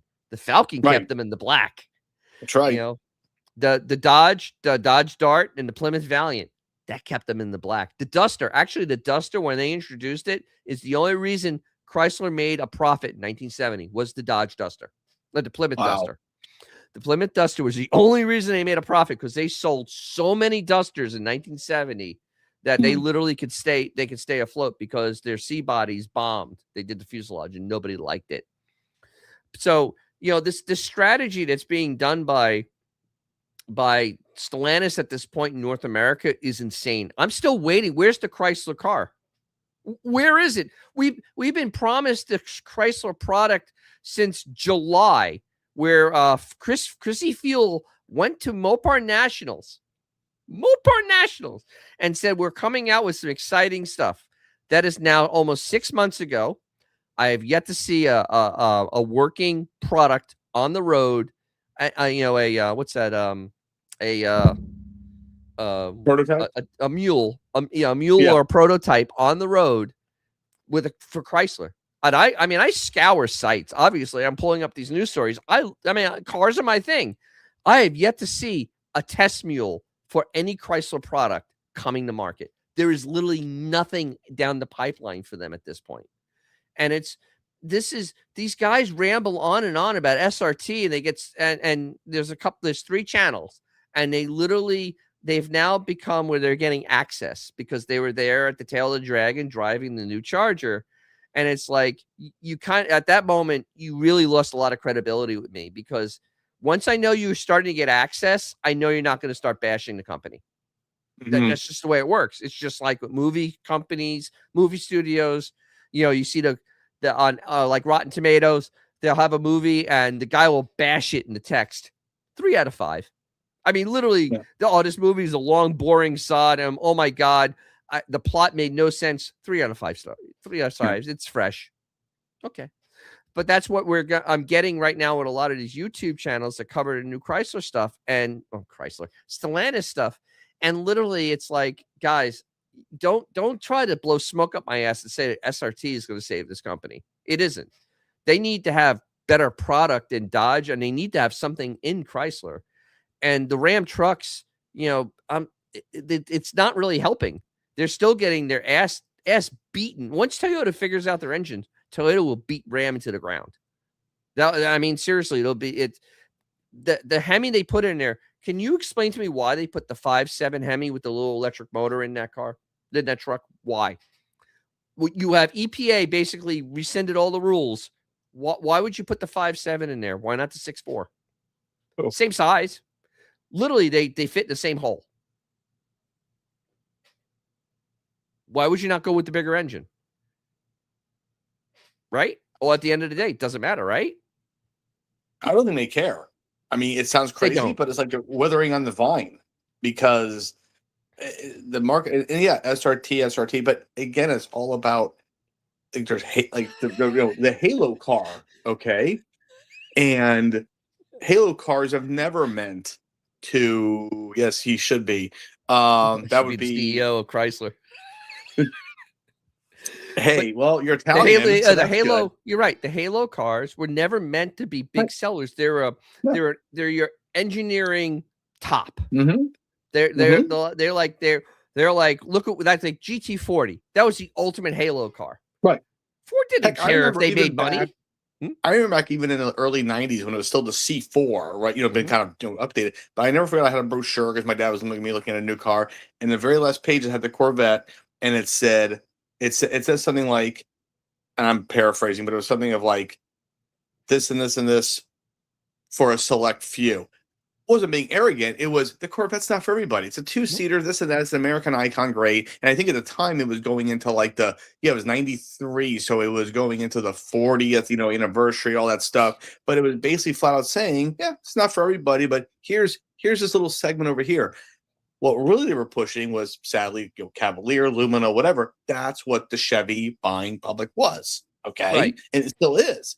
And Halo cars are great, but I think Henry Ford said it best. It's easier to sell 1 million things for $1 than one thing for $1 million. So that is so true. I mean, literally, I mean, every company that successfully did a Halo car had already a good line of cars around it. Like Ford doing the GT40 in the 60s. I mean, they didn't need to do it. That was the Deuce, swinging his big sack around, going, look Ferrari, look what I can build. Look what I can build. And they lost money in every one of those they sold, and it didn't care. It was like whatever. It didn't matter to them. No, it wouldn't matter if it sold well or not. Same thing with the Viper. When they came out with the Viper originally, that was still when Chrysler was still a Chrysler by itself. And when they did the Viper, then it didn't matter if it sold like hotcakes. It was a Halo car. Later on, when they became Fiat, they tried to make money with it, and that didn't work out so well. The car it's meant to trickle down. You trickle down your technology. Okay, that's how it's always been. Yes. And we're not talking like Bentley and Rolls Royce. They've been their own thing for 100 years, never, so it doesn't make any sense of what Stellantis is doing at all. I mean, other companies I still question as well, but it doesn't make any sense at all what they're doing and pushing us. And not everybody wants a big V8 engine either. No. And the problem is that the only engine they offer other than that is the Huracan 6, which is totally not for everyone. And then the Pentastar, which is literally one of the worst V6s ever made. I honestly, I'm it's hard pressed to find a V6 that's worse than the Pentastar. And yet it's still around. What? Is that the 3.6? The 3 point, yeah, that's what it's at now, the Pentastar. Okay. And that's the one they have in the minivans that basically the back cylinders overheat, and then it pops the head gasket, and then the cylinder fills up with water, and then you go to start the engine and you bend the crankshaft. And they've never fixed it. That has been an ongoing Pentastar problem in the minivans now for at least a decade. And they have yet to fix it, and literally yet to fix it. Honestly, that's not a bad thought. Bring back the Neon. That's great, Viper. Vintage 76 Viper Beetle. Bring back the Neon. Yes, the Neon was so misunderstood because Mercedes was running the company at the time, and Mercedes didn't want to invest any more money in it because they wanted out, and they ended up just killing it. And then Fiat came back and they did a half-ass effort with the Dart, which was just a rebadged, God knows, Fiat something, or God knows what it was, a rebadge. And it was like the 200. Yeah, it was the same car. And it was just not well done. It really had no presence. It was kind of a bland car. Even for bland cars, it was a bland car. And it just had nothing to it. And it was very disposable feeling. But, they never put any effort into that car, which is kind of sad, because they really, right now, for a company that's European based, I can't really name any of their 4 cylinders that are any good. They really aren't, actually. It's kind of sad. I mean, honestly, they have the 1 4-cylinder they have is the Huracan 4, and it is an absolute. You saw that it was 120,000 of them being recalled. They don't make that many of those things, so that's a lot of them being recalled. That's pretty much all of them. They're junk, and it's amazing that Ford has a 4-cylinder, no problems with it. Literally, the 4-cylinder in the Bronco is better than the 6. It is actually more reliable, and it's the 4-cylinder. And literally, Ford just goes, yeah. They're known for V8s, but literally they have this 4-cylinder, just run it out there. Like, cool, we got it. Stellantis is a European company which has all these European brands that all they do is build 4-cylinders, and they can't make a 4-cylinder to market in America. Mind-numbing. It's literally mind-numbing. I don't get it at this point, because it's really it's sad. And as a guy that has an old Chrysler product, to see the stuff withering on the vine is actually kind of depressing. And that's almost the flip of how it used to be, where the Americans couldn't build a 4-cylinder to save their life. Mm-hmm. And now it's like this company, European based, can't do what the Europeans did beautifully, and we somehow couldn't, and Ford is doing fine. Ford had help, because remember, Ford had a great English operation. That's why Ford builds the best. Ford actually builds the best diesel, the best 4-cylinder diesel in the world. They actually win awards with their diesel in Europe. That's how good that engine is. And it's like, we never could get it here, which sucks. And they actually they're using it in Australia in the heavy duty Ranger. There's actually a Ranger heavy duty that can tow 7,000 pounds in Australia. Of course, we can't get that. No, we can't get that car. I mean, why would we want something smaller than an F-150 that can tow, like, take your car and you can tow it with? Why would I want that? And actually get near 20-something miles to the gallon, because they lie about the F-150 and its fuel economy. Yeah. It's not 20. It does not. My truck has never averaged 20, except if I'm on a highway trip. That is such a lie. The eco boost. There's a lot of boost. There ain't a lot of Yeah. eco. There ain't a lot of eco at all on that engine. I mean, it's indestructible, but yeah, I'm not sitting here getting 18 miles to the gallon. Not driving in traffic and on the highway. 14 and a half is where I'm living, which means they could have just put a 351 in there, put fuel injection on it, and I could have had the same fuel economy. And I could have just had a basic 351 without any vacuum pumps on the back of the head that go bad and leak. Yeah, exactly.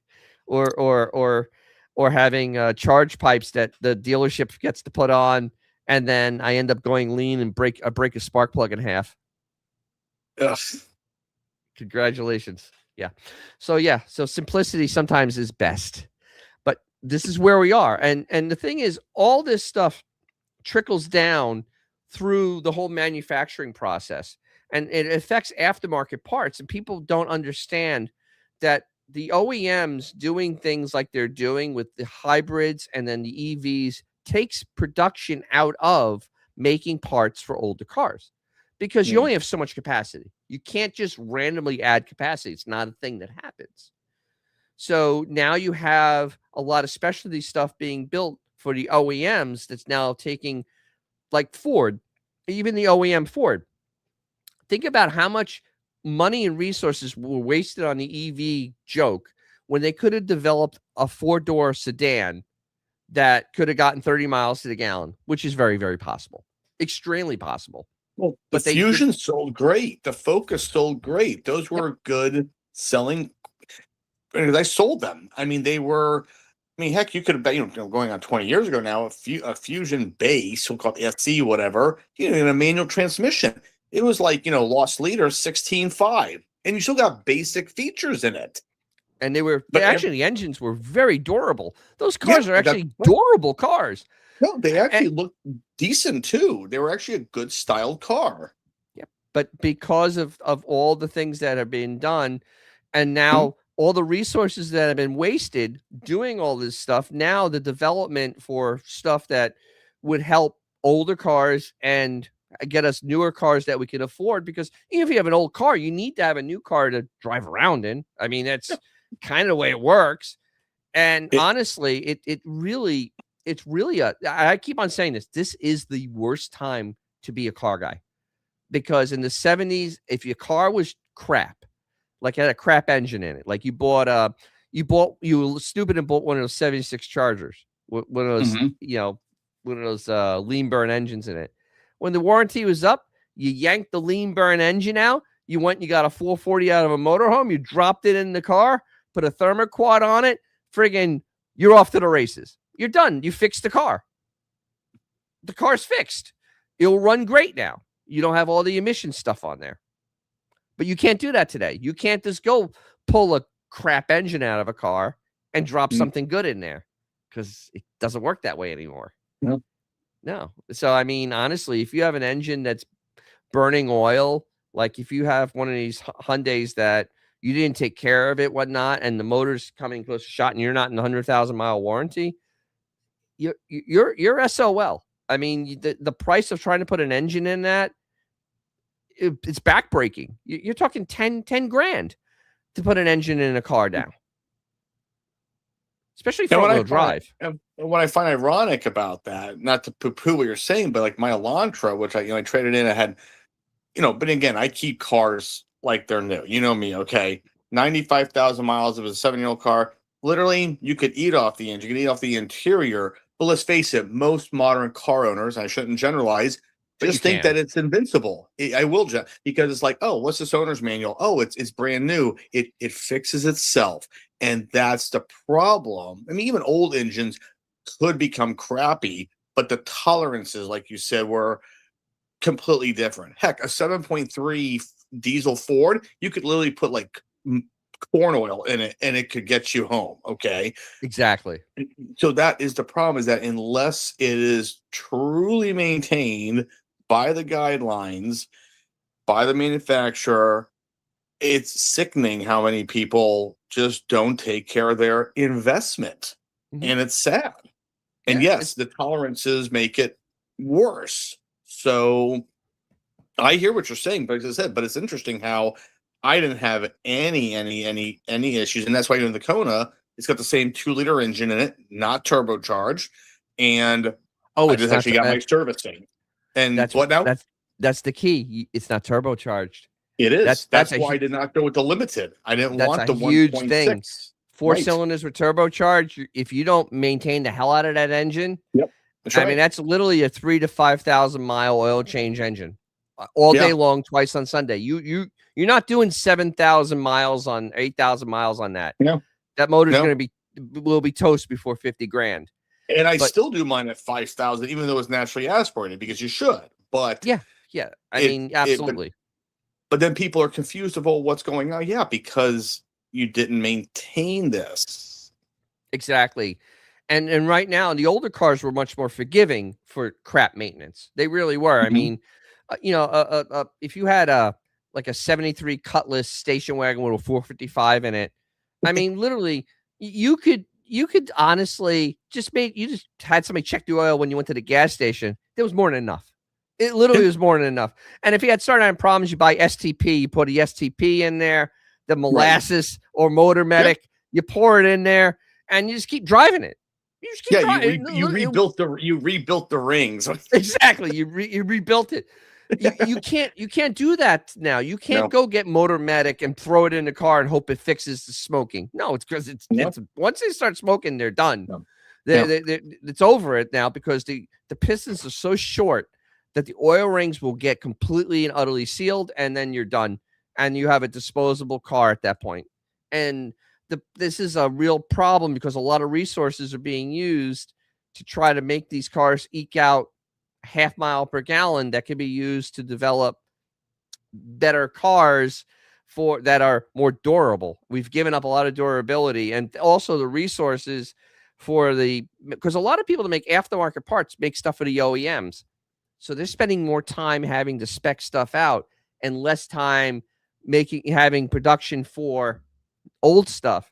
Hence, there's been a lot of shortages. I mean, before even first brands, it's hard to get stuff for older cars. Anything over 25 years old, it's actually not that easy at times. Even common cars, but it's things on my Charger. There are things on my Charger that are actually very common because they're used for I don't know, 50 years because it's Chrysler. But I've had Napa not have the oil filter in. That oil filter was used on Fords and Chryslers, and it was used forever. Yeah, they didn't have PZ1, PZ1. Yeah, giant, the oil can. Yeah. And literally, they didn't have it in stock. And it's like, okay, and it's just little things like that because capacity is being absolutely moved around. It affects old cars just as much as it does a new car buyer because our resources are being just wasted on really silly things, absolutely silly things that aren't feasible. There's no way to power electric cars above the level we have them now. In the state of Florida, our power is at 98% of the grid's capacity. And you need to have that buffer of 2%. There always has to be a buffer. You can't be at 100. If you're at 100, you're screwed. And we're at that. And then you start trying to add electric to this, and it's literally like, how? There's no more capacity being added to the system. How do you power them? And it's literally like turning a dryer on and running it for 2 hours. That's how much power an EV takes to charge. It's like running a dryer. That's a lot of electricity that's being taken out of the system. So this is the silliness that we have at this point. And this is why I always feel right now, this is the worst time to be a car guy because it's utterly miserable because the new stuff is expensive, can't do anything to it. The stuff that's 25 years old is ungodly expensive. Just go on Facebook Marketplace and put in your favorite kind of car, 25 years old, and look at the price. And it'll make you dizzy. Literally, it'll make you dizzy. There used to be a time where you could buy, even in the business, and we all know what destroyed that problem. Okay, but you could literally buy a 10-year-old car with low mileage, just and $1,500, and it was a good car. Great. Grandma car. drove it. Yeah, the She drove it fact back and that forth to church. Had air there should conditioning not in it, there, all tires. like I don't care how great Honda's, Toyotas are, whatever. Like I literally saw on Marketplace because I mess around with it, and no low ballers. I know what I got, and of course the pictures are sloppy. But like I saw, I think it was I'm not joking. I think it was like a '98 Corolla. Okay, great. That's a what almost 28-year-old car now. They wanted $7,000 for it. Okay, And this is the this is a stupidity. problem. Yep, this is the problem. That car. Okay, a grand, sure, I get it, just regular money, whatever. But at one time, even when I was selling Fords, we would have like 10-year-old cars come in, and we would price it for like at the lot. Well, actually, we'd mostly auction them off, but you could still get, or you went to a quote unquote dirt lot, the old fashioned used car Yeah. lot, right? Yeah. Good quality cars from anywhere from 1,500 to $5,000, let's just say. And they were actually good used cars, not 180,000 miles, not Right. beat to shit. They were actually your true used car lot. Ironically, that's where I got the Z3 from and got a steal on it and was more than impressed. And that car lot was actually been around for like 20 plus years, and it still acted like your solid Right. dirt lot, as we'd say. They were not there to screw people, and they were halfway quality cars. They were a little more expensive, but the days, I mean, like my dad would, everyone used to talk about it, like, okay, this and that, blah, blah, blah. Get a 10-year-old car, $800. Like, Yeah. okay. Yeah. Even if it started out at 15,000, that's $800. Yeah. So my Charger was 13 years old, and they gave him $800 for the car. Yeah. And everything worked on it. It was $800 for a 13-year-old car. 800. Right. And even the thing is, even cash adjusted for inflation, maybe $2,000. Yeah, That's nothing. and honestly, we can say cash for clunkers because it's an evil thing, yeah. and we can say it. It is. And The worst thing that ever. did so much damage. The damage is still being seen to this day. Mhm. I mean, literally, it is Yeah. still being seen to this day because it took so many cars off the market that were indestructible cars that got bad fuel economy. That's perfect for a first car owner. And they took them all off, took almost 1 million cars off the road. And what replaced it was stuff that was disposable. So you have this gap of just nothing to buy. So right now, if you really wanted to try to find a 30-year-old car to play with, you really can't. No. And that's why people look at me like that convertible. I inherited it, that 895 convertible. I inherited it. And it's like, why are you putting money in it? It's like, it has 180,000 miles. We have money in it. It's like, I know this car. I know it's been maintained. I know the maintenance I need to do it. I can't buy another car that runs this well. No. For under $4,000. There is no place on God's green earth I'm buying that car for $4,000.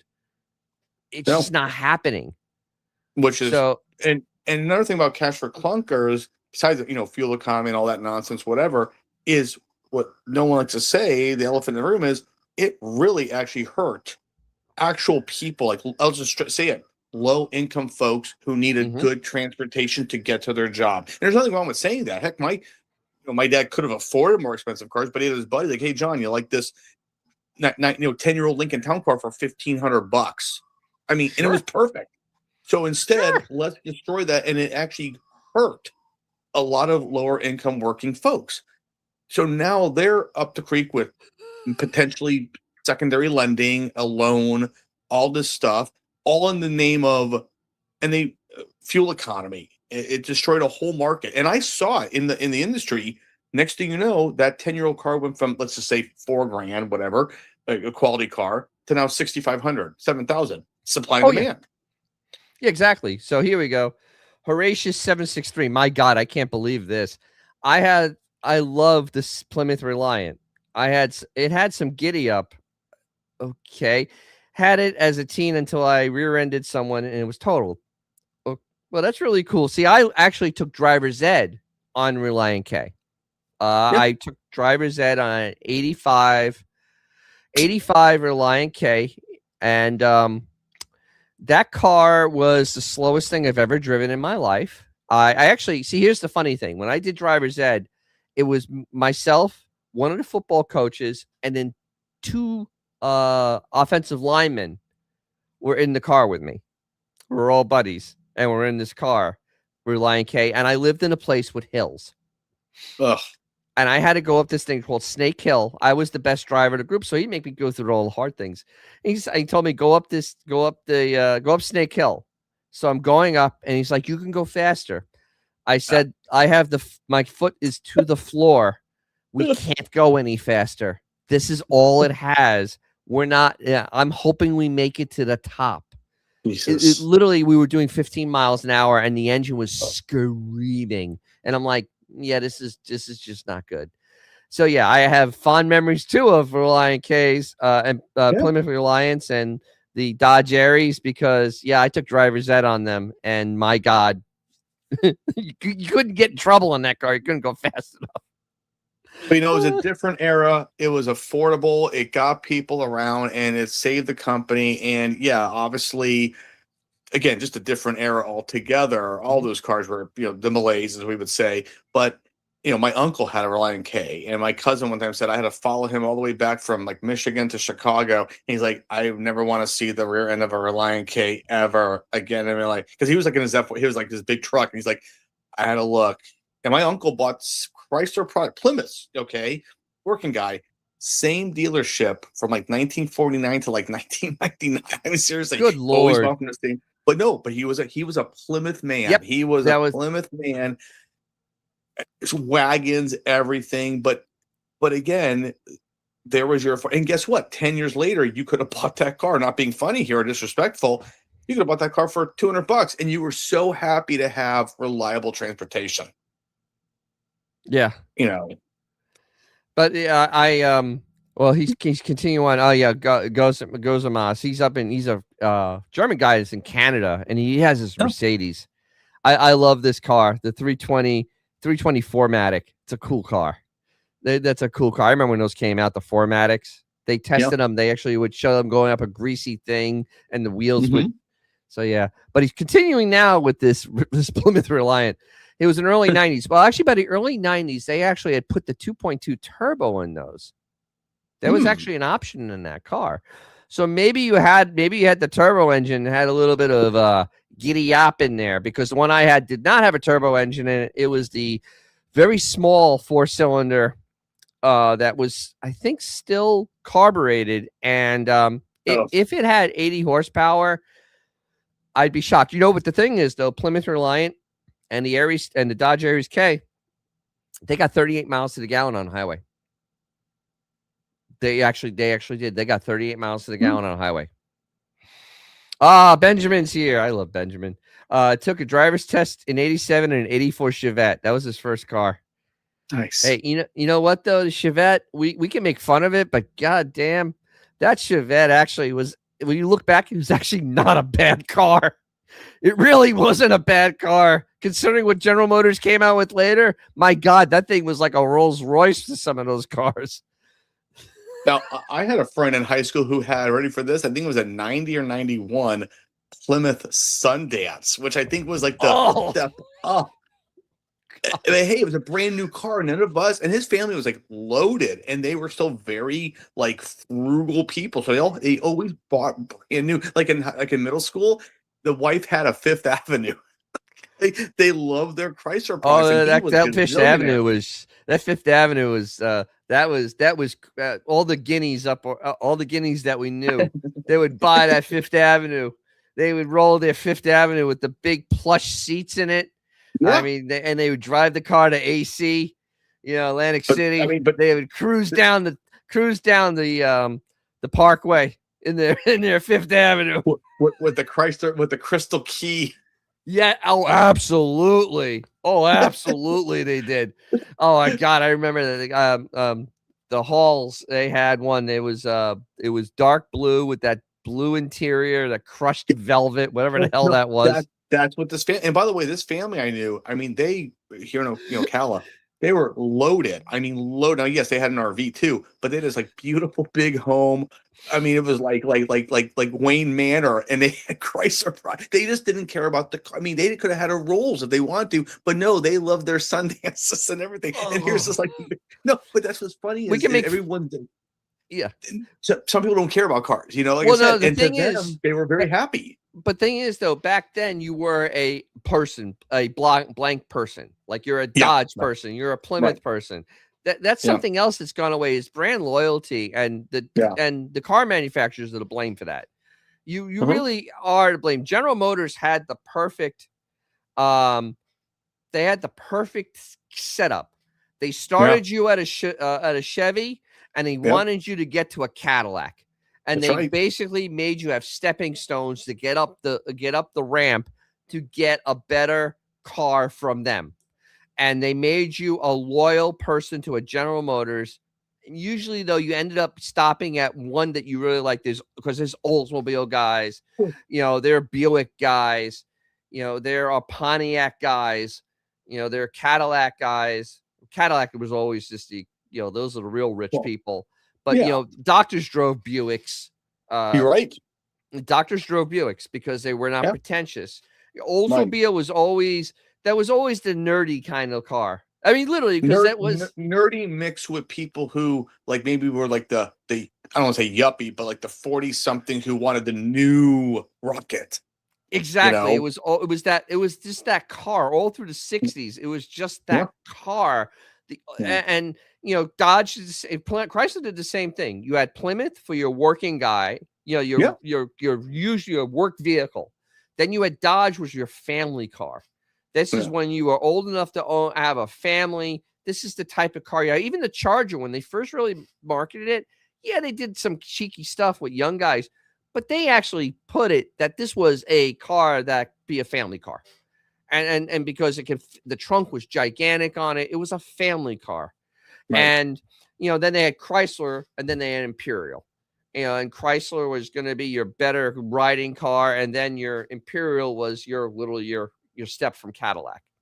Well, and you know the thing is too is every and and agree or disagree. I've actually been very happy with the Hyundai product, and I will say this: they And not do bad. offer no, but they offer like okay, they should never gotten rid of the accent, in my opinion. But you have the Elantra, which I've owned. I've had a Sonata, the Kona, but they make it still where the pricing is kind of like this. And if you're getting ready for the family, now here's your Santa Fe. Okay, there's a something for everybody that might attract. Well, even it's a Santa Cruz. Okay, it's not really a pick. Okay, it's a fun thing, whatever, but it offers something for a new group of people and they want to keep you in the family where and at one time too car companies they took just pride like if it didn't matter if you had a Plymouth or the Imperial, it was pride in pride Yes. in owning something, and they promoted it. And even with their quirks and their flaws, I mean every car still does, Yeah. but like ironically, my dad, he kind of jumped around just for the heck of it. Like he had a brand new '63 Beetle. He also had a Fury, not like the powerful one, just the sedan. I mean, but he brought it like brand new in '69, very base, okay. But my dad loved having a new car every like 4 years back when he was younger, you know. Right. And at the same token, he'd also buy $60 cars if he had to. So he just flipped around. But if Yeah. you were like a true solid, like my uncle, 1949 was his first brand new car he ever bought. Now he did go back and forth from Dodge to Plymouth. That was his thing. But throughout my family's history up there, loyal to not, it was a Dodge Plymouth dealer in Chicago. And like he bought a 49, then it was a 58, then it was a 66. And he drove them until literally not joking, the floors rusted out. Okay. Yeah, that was And pretty typical, especially up there on those no, cars. that's right. But it was solid. And the last car they ever owned that was I hate to say it, American, just as they got older, I think they got a Mazda, which is totally out there. But how cool was that to know that you literally went back to the same dealership for literally 40 plus years? Yeah. No, they don't do that anymore. Oh, No. so let's catch up a little bit here. So we have 4339 JK. He's always on with the info. Chevettes were actually designed to only last 50,000 miles. Yeah, I could believe that. General Motors, that's just a general. Let's see. Benjamin, my parents had a Dodge Dynasty in around 89. Car is like a smaller version of a Cadillac. That would be more like a Chrysler. Yeah, but I know what you're talking about. The Dynasty, they tried to bring that a little upmarket. Yeah. It was an Yeah. odd looking car. Oh, wait, look Flip at up this one. headlights. Horatius 763, a Plymouth Voyager. Oh Ooh. yeah. Yeah, as you're a teen, yeah, that's it. It would seem like a pretty cool thing to go in. And of course, yeah. Well, this is why. My dad was a service manager for Dodge Chrysler Plymouth for years, so I got of course. Just like my grandfather was a warranty manager at a Ford dealership where my Charger was bought, and my uncle would always end up getting deals on, freshly traded in 2-year-old, either Mercuries or Fords, and get a hell of a deal on the car because, like, hey, you get the friends and family price. That's when It's my just dad cool. started buying more as I got older and he didn't care about new cars. He had a friend in the used car market who just give him a call and again get these low mileage, even if they were a little older, hundreds of dollars, but they're like brand new. He would just get the call. Can't do that. Yeah. So yeah, Horatius 763 continued with 100,000-mile warranty on them back then, but they were losing too much money, so they got rid of the warranty. My dad, yeah, and I have a feeling Stellantis is going to have the same problem on their trucks now because they put in that Huracan in there, and they're offering 100,000-mile warranty on their products. Good 10 years, 100,000 miles. Good luck on that because I have a feeling that's going to kind of bite you in the ass. I have a really strong feeling on that. I could see that going very sideways. And here's what most people don't know. Maybe I don't know if Stellantis is the same way, but even like the Hyundai and Kia 10-year, 100,000-mile powertrain. First of all, we all know that usually a powertrain is the last thing to go. I mean, normally it's the window switches, etc.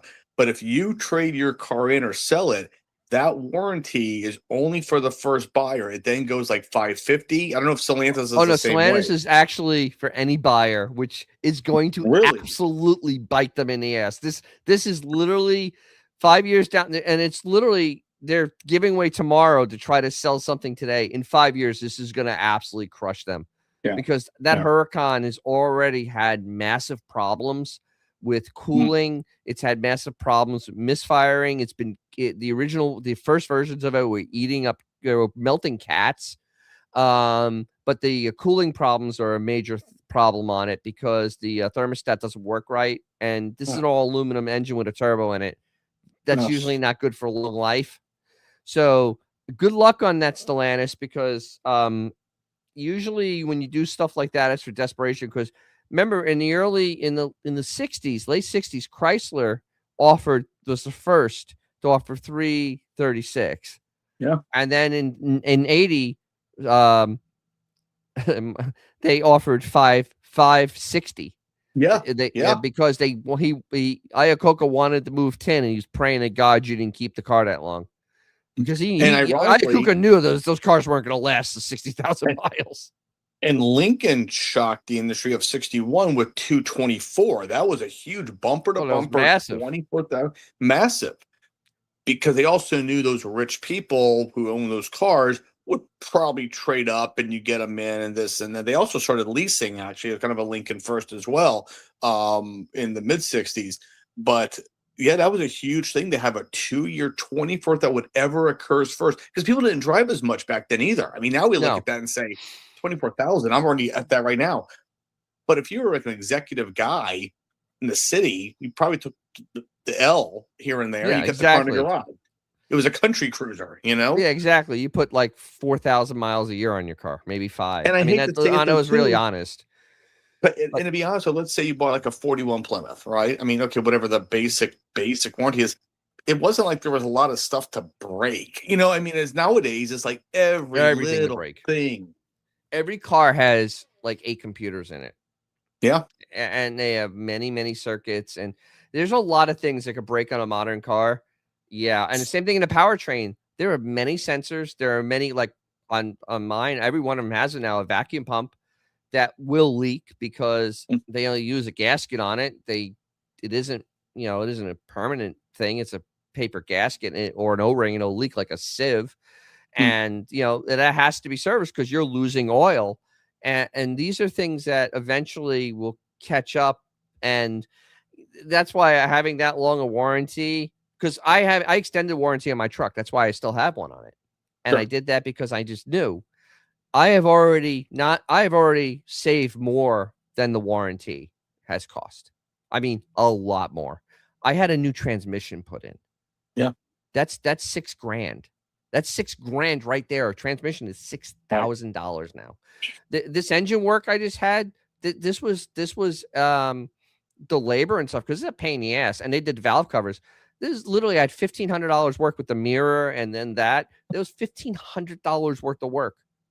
I mean, just like that. And it's like, For basic. yes, Yeah. I mean, I could have probably done this, but honestly, I don't want to kill myself to do this this vacuum pump at the back of the engine and then do the valve covers, which on modern cars are a freaking nightmare. And it's only on a V6. It is a nightmare to do them. The gaskets are gigantic. You have the corners that you have to put RTV on. There's a hole. It is literally not like doing on an old car where you just put it on there and tighten the bolts down. There's a lot. And this also has Hemi tubes on it too. So you got to seal the Hemi tubes off. Yeah, the warranty stuff is going to be a very, very interesting thing to watch for Stellantis. And I just can't imagine it going well. So I don't know. I don't know. I'm looking at Mr. Clock, and it's been 2 hours, and I got to get up at 5:30 in the morning. And I just realized what time I started because, so there's a whole bunch of fun going on. But I thank everybody for watching and on replay. Hey, thank you for watching a replay. Like, subscribe. Hype it, and check my channel out. I talk about cars because new, a lot more old, but a lot new, because you have to. I mean, if you own an old car, you have to own a new one sooner or later. I mean, you kind of have to, and you got to know these things. Unless you're Dan. Exactly. With Dan's our friend that just seems to keep on buying things that he actually bought he actually purposely bought a Jaguar. Actually, he has two of them, doesn't he? Oh no, he has a fleet of vehicles in case one goes. Yeah, there's always one in the stable. Yeah, he has. So he has what, 2 Jaguars? We should have him on.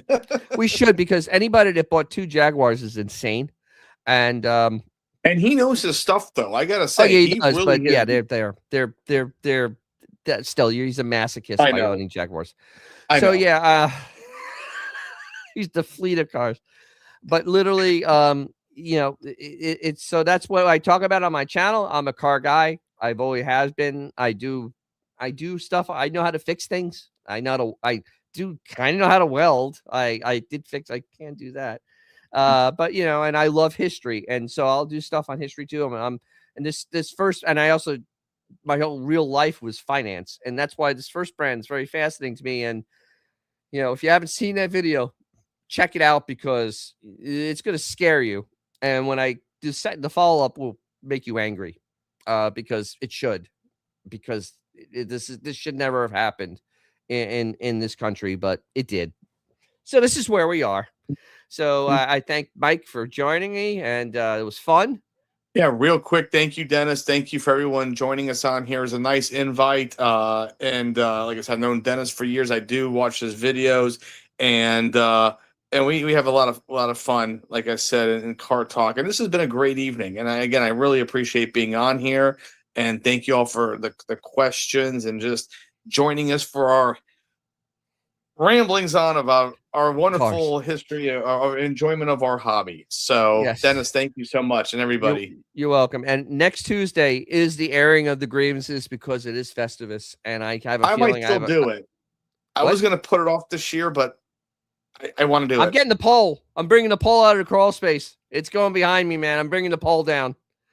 So I got a lot of grievances this year.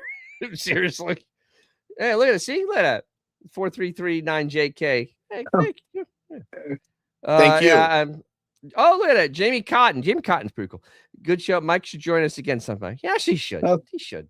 Thank you. If you don't mind, I'd love to come back on here a little bit more. I'll even make a little bit more structured. If there's any topics you'd like to have, like say, okay, tonight's going to be XY0. Mike, explain how you got the Z3 and why was that? Whatever. I we guess can probably go over stuff like that. Why not? Or even your time selling cars, because that's people need to know. I can tell you stuff. Stories. Oh, you want car? Yeah, because people need to know about when you're going to go buy a car. Yeah, no, and like I tell folks, I'm not here if they want car advice on buying. it's not that I'm here to like, because everyone's got to make a buck, right? But that's why when I still go to buy a car, I'm like, look, guys, I'm not here to screw y'all, but I know all the ins and outs. Don't throw me the one-liners, because I know you can't, as we say in the business, you can't BS a BSer. Exactly. But thank you all for the compliments. All right, cool. All right, well, everybody have a nice weekend, and I will see everybody on Tuesday. So I can wish everybody a Merry Christmas then. And as always, if you have something cool or something fun to drive, take it out, because you'll make someone's day, and it will be your own. Because I'm taking my cars out this weekend. I'm so excited. I'm taking the BMW out on Sunday. I'm freaking so happy about that finally. The E30. I'm so happy. So, all right. Good night, everybody. If you liked what you saw, like, subscribe. If you didn't, thank you for watching to this point. And as always, if you have a cool car or something fun to drive, take it out. You'll make someone's day, probably your own.